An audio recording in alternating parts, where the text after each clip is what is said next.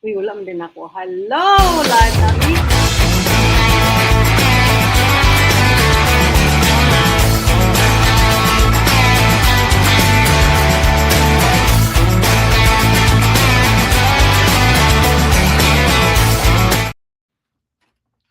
Hello, mga kabisaya, mga kahigalaan. Kamusta mo amigos? Welcome sa Bisaya in Canada Night Talk Show.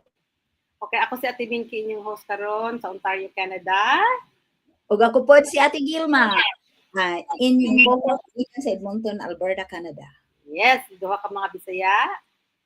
One mission And to inspire, encourage, and connect Bisaya around the world. Yay!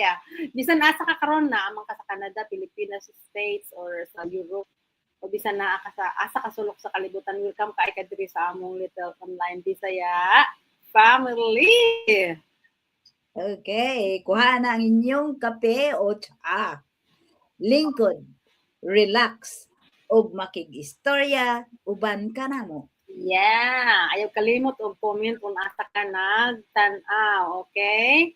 Asa ka man nagtan-aw karon? Kung first time nimo dinhi, welcome kaayo ka. Feel free to follow our page para magkita ta matag gabi. Okay. Ready na ba mong tanan diha? Nandam na ba ako na ako iti kay naglain ang akong tiyan kung gabi una, pero padayon ta mga igsoon ang atong topic karong gabi una kay interesting kaayo kay it's all about trabaho, bayad, repeat. So, karilit ba mo ana? Mao ba na lang ba gyud ni, no? Karilit ba mo ana, no? Naka-experience ba ka nga sige ra kag trabaho pero murag wala gihapon kay padulngan.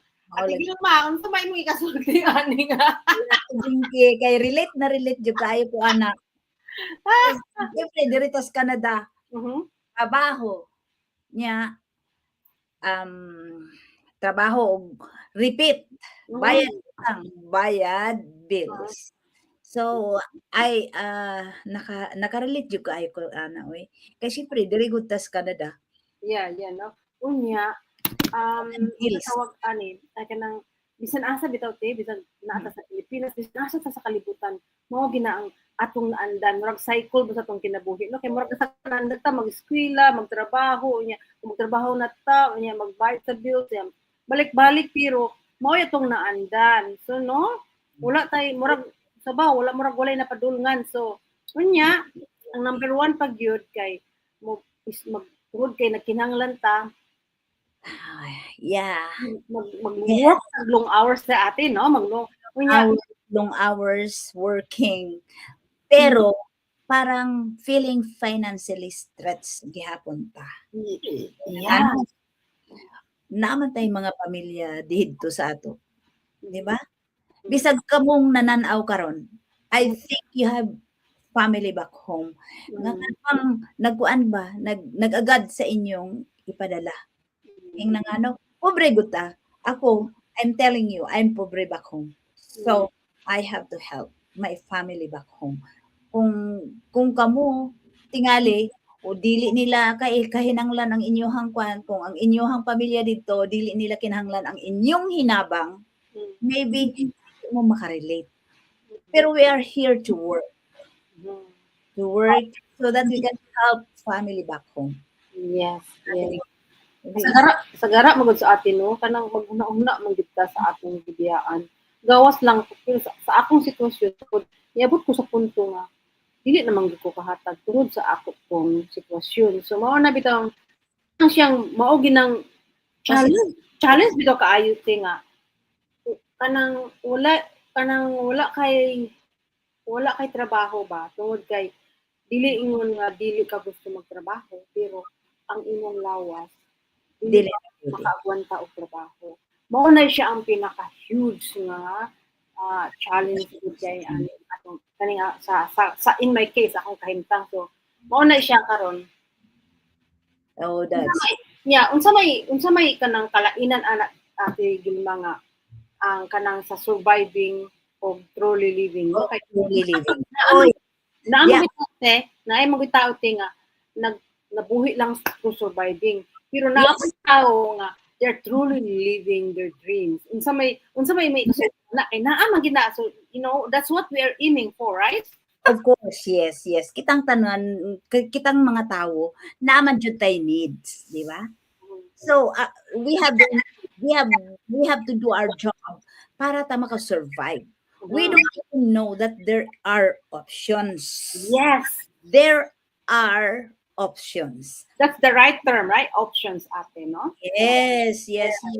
So, habang diri ka sa Canada, mangita jud kag lain. Kanang magtrabaho ka ba na if you will do it for yourself because you need it. Magtrabaho ka kay kinahanglan nimo, di ba? You have things to pay, you have everything to do. You have to buy things, you want to travel. So, mao ni akong advice ninyo, no? We are living here. That's why we are working. But and we want to survive, right? Pero there's a big difference between living and surviving. Yes, right. So that's when you want to live your life. Find another options. Yeah. If you want to just survive, okay ra ka diha sa trabaho ni mga 9 to 5. Work so hard. Go ahead, you do it. But think about it. Are you living your life?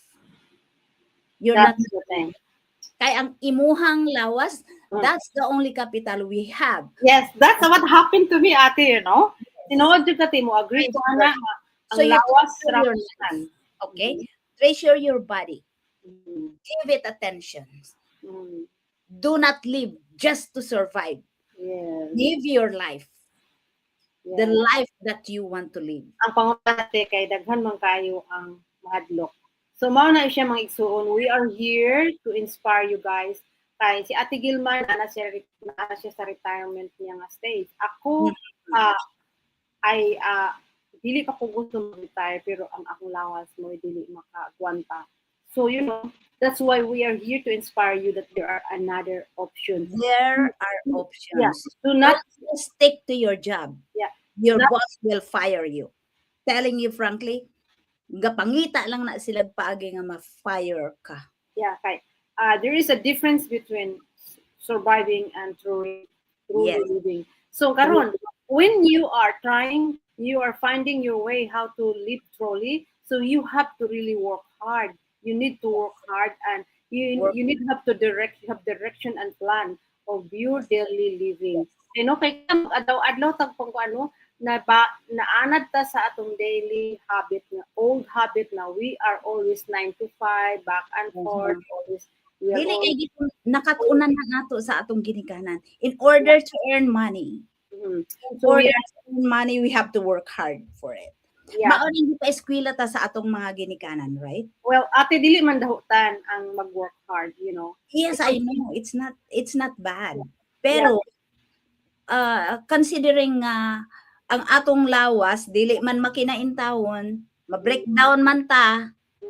So, find another way. Okay, that's the thing that most people do not see, ate. Yes. Mauna siya ang mga butang nga wala nakita nila kay tuloy baskog pa sila until you will realize when you can kung naan ka sa pare sa akong shoes, then you will realize, oh my God, how I wish I do that 5 years ago. So, yes. Mo ni siya reminder na mo ni Ate Gilma, among reminder ni Ate Gilma. Okay, work hard is really good, but in every day you have the direction and you have plan and you have another option, not only 9 to 5 or 8 hours job, because find another way to life is not certain. Naagi mga uncertain nga mga mahitabo sa itong kinabuhi. So you have the backup plan. Just like me, I don't have a backup plan. So it just by just the miracle of God that I'm still here, and I'm glad I found this. Kita na ko ni siya nga business. So that's why we are here. Ni Ate Gilma. Now, working hard is good, but you need to have direction and plan, and you have another plan B. That's what that's right. That's what Ate Gilma. May akong support na akong ipasapot. nga Mhm. you have to have an option. Yeah. Nang And ano, mm, we don't have that option long time ago. We yeah. didn't see this business. Yeah. Abi ninyo kung unsa, I have a brick and mortar business food. You Mm. know what? And After your body is telling you, "Oh my God, I'm tired," right? yes, sa dihang nag-retire ko, niingon ko nga, why do I have to do this cooking again? Uh-huh. Nang ano, I did it because I have a son who is totally depending on me. Mm. Duha ang imong, kung duha, parehas na ako. I'm a solo parent. Ang, Mm. I have a son, di Mm. ba? Mm. So, ang akong bills is not only one. I Mm. have two bills. Kay duha mi sa akong anak. Kay Mhm. I'm telling you frankly, sukad sa siya na tao, Mm. she already started spending. Yung nang Mm. ano, he wears diaper, he Mhm. wears his ano, he Mhm. wears he Everything, wears everything you have to everything spend, you have right? to spend Mhm. for them. Yeah. Well, Anak gud na nimo siya, so we have to work hard for our son. And we mhm. don't have any option that time. And you know, the third option of mine is magluto ko para sa tao. Mm. You know what I did? When everybody is sleeping, I am cooking.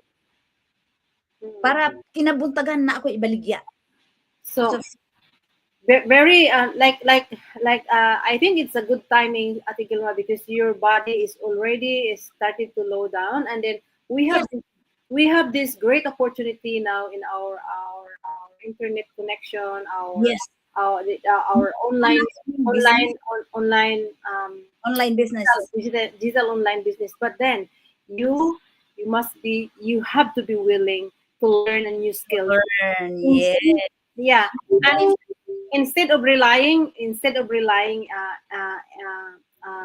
And one, in your one job, you have yes, another option. So while you have your job, mintras na apa kay trabaho, start of learn start new skills. looking around, okay? Yes, You yeah. investigate jud mo Mm. which one is legitimate.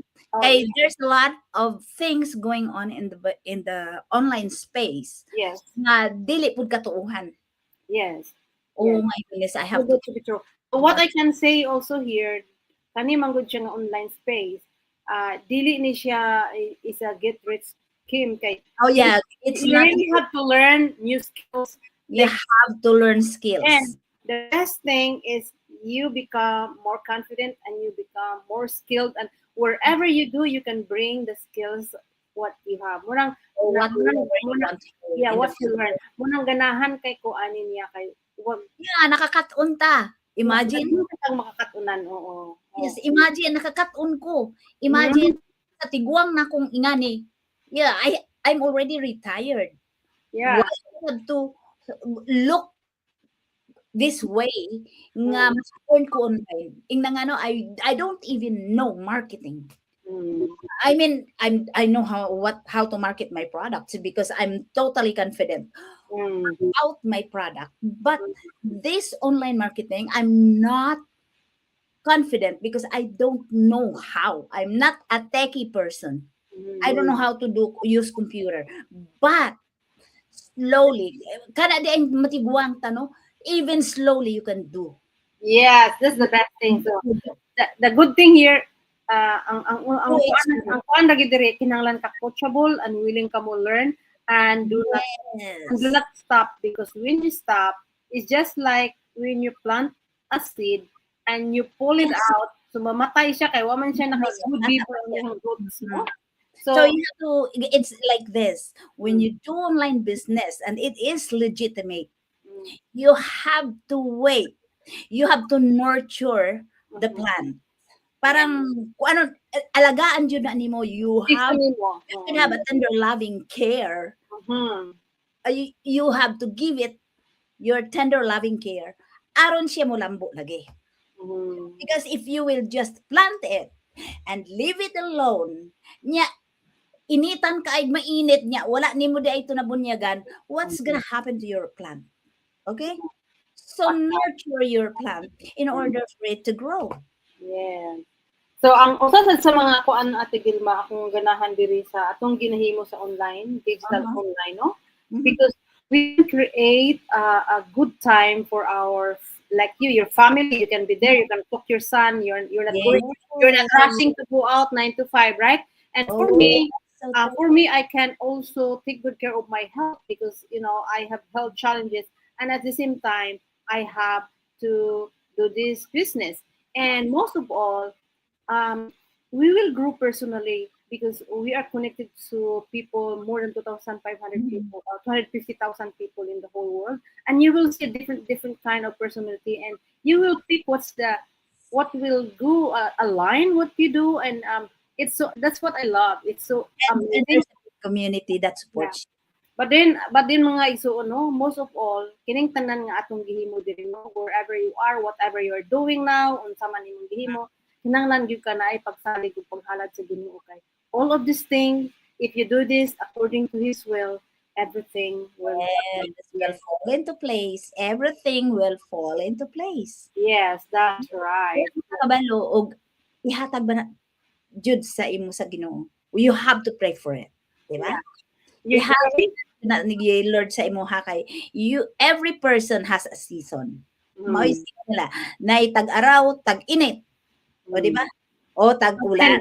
But then ang akong paamyo mga isuon sa Manaminaw karon, ang atong kinabuhi na ay gyoy ups and down. As what Ate Gilma says na ay summer, winter, fall nga panahon sa atong kinabuhi. However, ayaw og hunong kay once mohunong ka, mohunong na pud imong pangandoy. Mohunong na pud imong damgo. Mohunong siyang tanan. So munang ihalad to sa Ginoo kay may nga lihok tao kay magampo ka lagi wa man kay gihimo, so lihok tao kay tabangan ko ikaw, and that is a promise. So believe, have faith, and and so akong Yes. yeah Tama so jud. so ang akong na karon ninyo sa mga nagtan-aw, no, kung asa man mo nagtan-aw karon, comment mo sa comment section kon besides sa iyang mga bills nga inyuhang kanang gipanganing kamutan nga inyuhang gibayaran, unsa man gyud ang inyong gusto nga unsa pay mga damgon ninyo nga makabuot ninyo, isulat ninyo diha sa comment section, no? Kay ayaw ikaulaw ang inyong mga pangandoy ko, no? Kay kung ang imong pangandoy imo bitaw ang i-open, so it will be here, the universe will hear it, so that God will hear it, and then if you do it, and it goes back to you because you are saying it loud, right? So make a comment below. Ayaw mo kalimot og comment sa inyong mga pangandoy, o karang maorat to karong gabi na among i-share kanyang tanan. Daghang salamat ug mapuhod kay daghan na pud mig ipang-share. Yes, daghan pa may gustong i-share kaninyong tanan. Ano kay i-share sa inyo ha. So pagkakaroon kana lang usa kay murag taas-taas lang ang mga kulo ka bildo kay basin makatulog mo diha og asa man mo kape. Ayaw kalimot pag inom sa inyong kape, ako naglain akong tiyan, no, naglain akong tiyan na inom ko. Sige lang. Hoy, daghang kay salamat sa inyong pag-uban namo karong gabi una ha mga isaon, natunta nga bisan simple ra ni ang among conversation, adunay sahi nga nakatandog po sa inyong mga ug nakadasig sa inyong mga kasing-kasing diha. Kay Ate Gilma, unsa may imong ikasulti nila? Please follow and share our show aron mas daghan pa kitang Bisaya nga Yes. ma-connect. Yay! Fire o ma-remind nga dili sila nag-inusara. Yeah, so magkita-kita ta usab, no, ug mapuhon mga kabisaya. Yes, live talk show with Ate Binky. Ate Binky ang natigaw ma. Gikan ko sa Ontario, Canada, Ate Gilma, asa ka gikan? Alberta, Canada ako. Okay, amping kanunay. Ay, padayon sa pagtuo. Ayaw good surrender. Yes, ayaw surrender gyud. Ginoo wala pa nahuman sa imong istoryas kinabuhi. Yes, wala pa gyud. Okay, so God bless everybody. Everybody. Ngayong gabi kaanyong tanan. Salamat. Okay. Bye-bye. See you tomorrow. Take care. Okay, bye.